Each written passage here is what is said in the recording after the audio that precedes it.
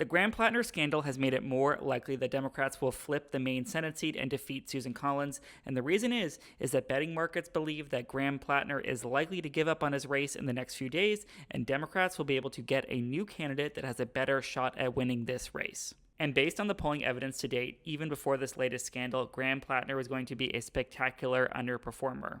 Strength in Numbers, which is a fantastic Substack, ran this great analysis down below where they looked at how a generic Democrat should be doing at this point versus the polls. And they saw that Graham Plattner was the worst underperformer of all of the Democratic candidates they looked at, with his candidacy causing a net drag of negative 10 points.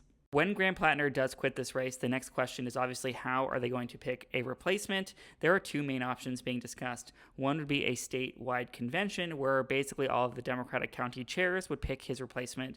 And the second option, which is my preferred one, would be a caucus so that actual members of the public, voters, can help decide who the next candidate will be. And that way there is actual legitimacy to the selection so we don't end up with a Kamala Harris appointment situation.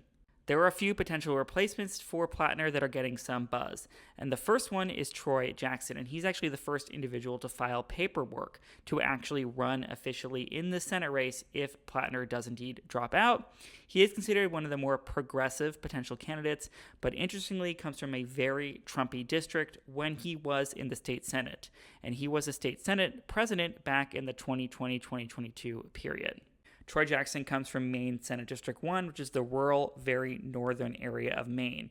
And what makes him so interesting is that in 2020, Donald Trump got 54% of the vote here, and he got 59% of the vote. So a very convincing overperformance.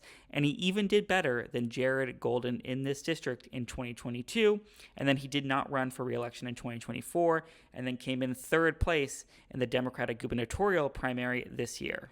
The next potential candidate people are discussing is Nirav Shah because he came in second place in that Maine gubernatorial primary this year. However, he doesn't have any past electoral history because his last position was of director of the Maine CDC.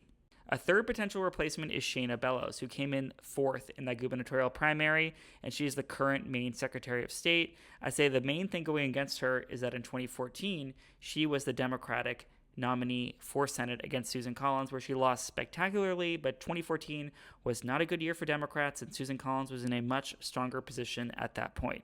A fourth option, who I'm sure is the preferred candidate for Chuck Schumer and the Democrats in D.C., would be Jared Golden, who is the current congressman in Maine too, which of course Donald Trump won, and he overperformed Donald Trump by about 10 points, but he is quitting Congress because he doesn't really like being in politics anymore, which is why I think it is unlikely that he would be the selection, although he could probably trounce Susan Collins.